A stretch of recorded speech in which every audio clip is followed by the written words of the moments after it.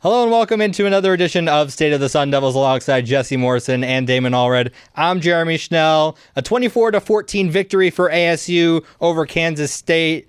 It was one of the best wins in the Kenny Dillingham era. Wait, no. It was the biggest win in the Kenny Dillingham era, guys. Now, if BYU loses this game against Kansas, which they are losing 7-3 at the moment, as we're recording, ASU can control their own destiny to the Big 12 championship game.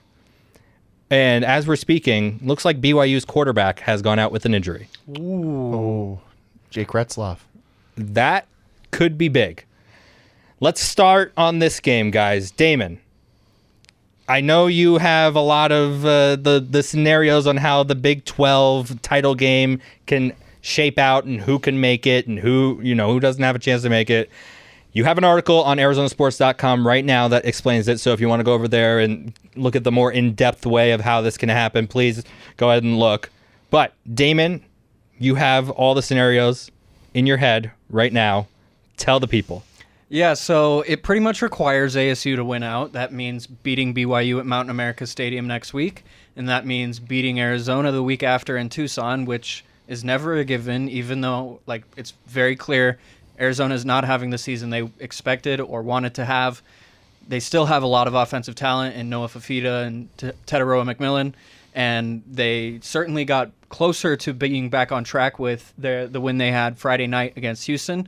It was a pretty big win, and obviously those are two really tough games. But if ASU can win out, then that means they only need an additional BYU or Colorado loss in addition to that ASU over BYU loss that would then happen. BYU had just pulled ahead of Kansas 10-7. Yep. Retzloff is back in. His first pass was a 49-yard touchdown. And there we go. Okay. So, yeah, looks like Retzloff will probably be at Mount America Stadium next week, lighting it up. We're hoping that he's not lighting it up, but Sam Leavitt lit it up today for ASU. Good transition. Look at that. Yeah. Jesse, Damon knows how to transition. Let's talk about Sam Leavitt. He had a very good game, 21 for 34, 275 yards, 3 touchdowns. What did you make of his performance today? Oh, he was great. I mean, he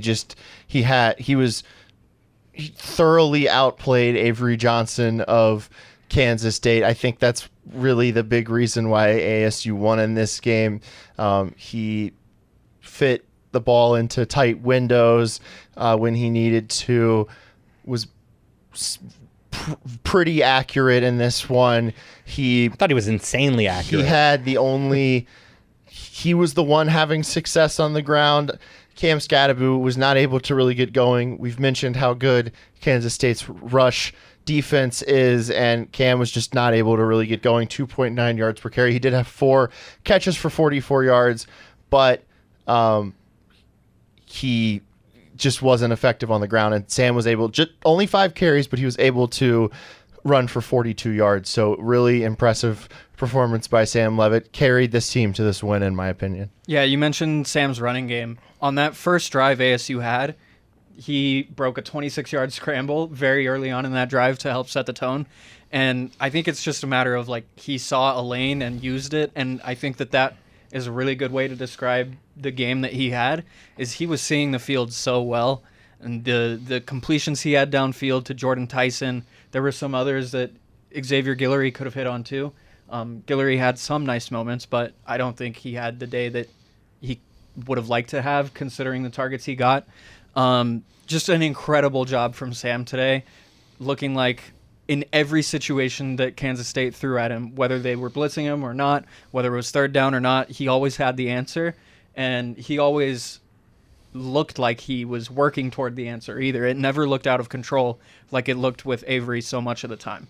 He had a lot of big-time throws today. That stat that PFF puts out for NFL, I don't know if they do it for college football too, but if they did, this would probably be the game where Sam Leavitt had his most big-time throws.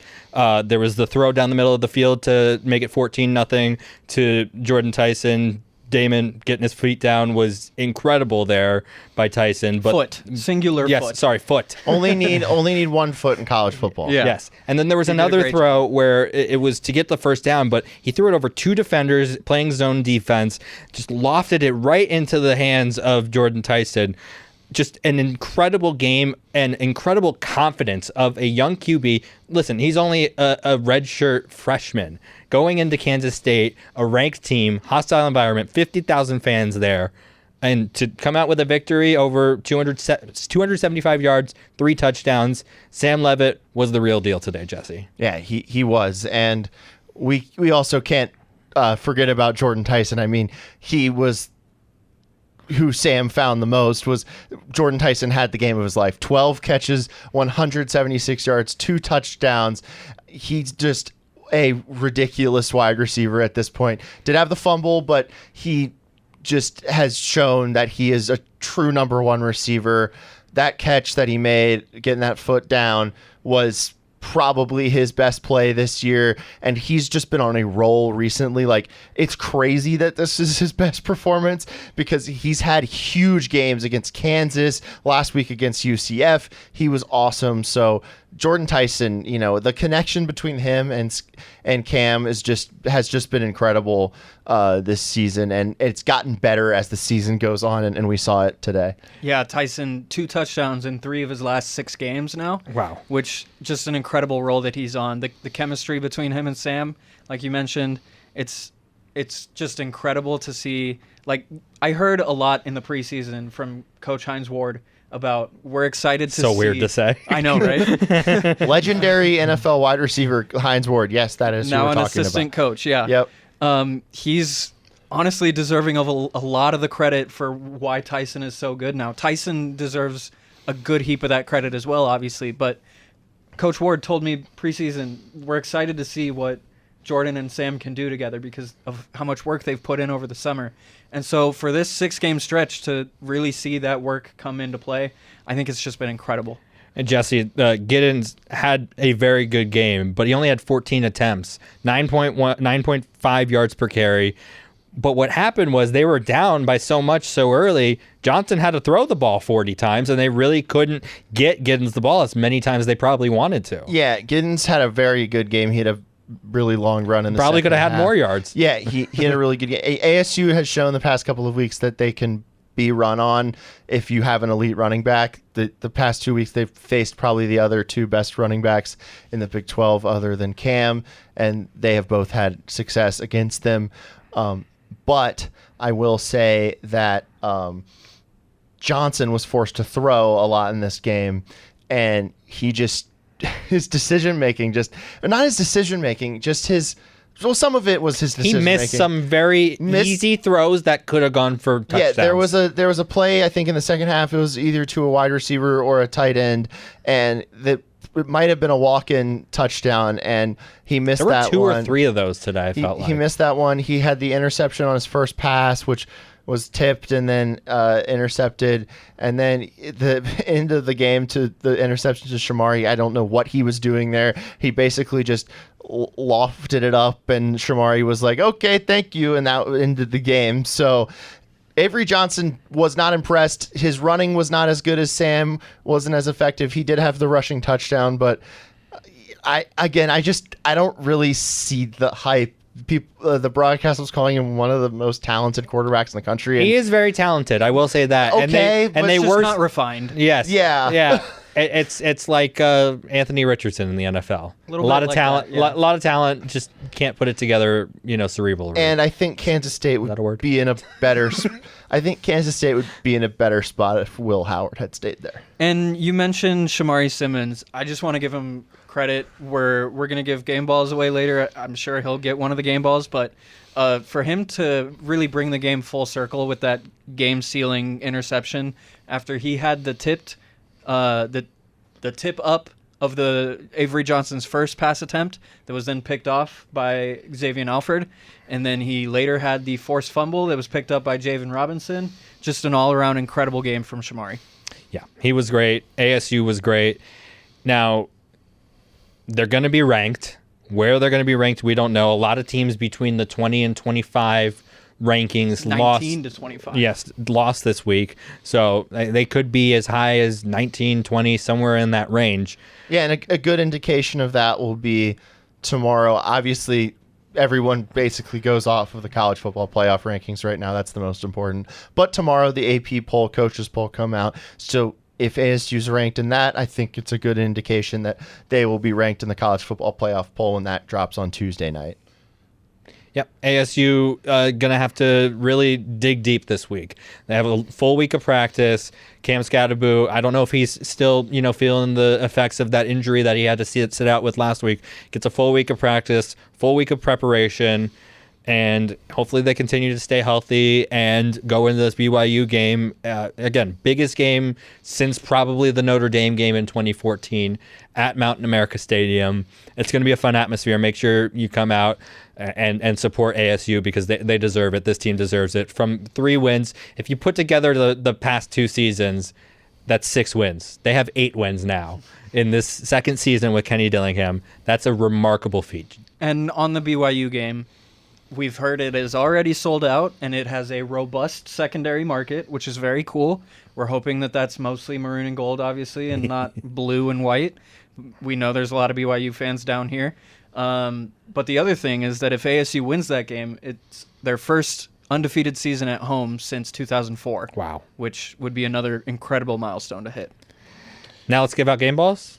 I'm looking right now real quick on a secondary market. I want to add this. I'm on a secondary ticket market. Cheapest ticket that I'm seeing right now on this secondary ticket market is $262. Nice. And it's given a C- rating by the site I'm looking at. So it's not even a good deal. So this game is a hot ticket. It says hot event or whatever next to the game. So I don't remember seeing an ASU football game being $262 ever before. Usually you're able to get in for like $14 and move down. So this is pretty cool what's coming up here in the next week. Indicative of the turnaround. Yep, indicative of the turnaround.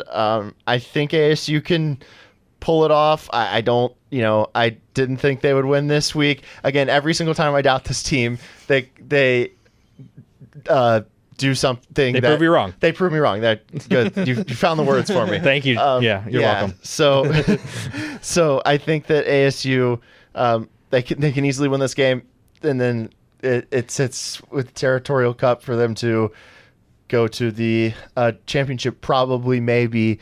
If they don't, that's they get fine. some help. If they don't, they still have a really big opportunity to win 10 games. Should mention at this point also, we are approaching halftime in that Kansas BYU game. BYU is up by 3, but Kansas has the ball on the BYU 1 yard line. They're knocking on the door. Okay. Game balls. Shamari Simmons gets my game ball. Damon, you already brought up all the things that he did. You took words out of my mouth. Forced a fumble, had an interception, forced an interception. He was incredible today. I was very impressed with his game. I was impressed with the secondary until the second half. There were some easy throws over the middle of the field that they allowed. They got to tighten that up coming up for this next game against BYU. We'll see if they do. But Shamari Simmons, yes, game ball. Good deal. I'm going to give my game ball to Sam Leavitt. He just amazed me today with his performance. I think it's fair to call it his best performance of his career. Just had incredible command of the offense, and honestly, whenever the ball was in his hands, you knew something good was going to happen. Ooh, piggy bank. Now everyone knows. Thanks. It's missing. It's I took it off. Piggy bank stopper now. I think that obviously Jordan Tyson is the one that gets the game ball kind of from everyone. Yeah. He had the biggest performance. Sam had the most important performance, but Jordan Tyson had the biggest performance. I'm not going to give my game ball to him because it's kind of the obvious choice. So I'm going to go with Shimon Mateer. We haven't mentioned him yet on this podcast. He had another touchdown this week. He's really proven to me that, the Jalen Conyers departure wasn't as bad as I thought it was going to be. He's been a really good tight end for them. Only 2 catches for 19 yards, but I was really impressed with the yak that he showed. A lot of times you see tight ends just catch the ball for 8 to 10 yards and then get tackled and then fall down, but he is somebody that can run with it after. He has the knack for yak. Yeah, he has the knack for yak. He's just really impressed me this year. I really like what he has done. And then I'm going to give a second one out too, because we got to give Parker Lewis a shout out because made a 47-yard field goal. Damon, first field goal since September 21 at Texas Tech. Yeah, so pretty crazy that ASU is 8-2, going almost 2 months without making a field goal. So yeah. Speaking of kicking game, Kansas State doesn't have one right now. Yeah, that helped. A lot of things that helped. There were some breaks that ASU caught in this game, which is, be excited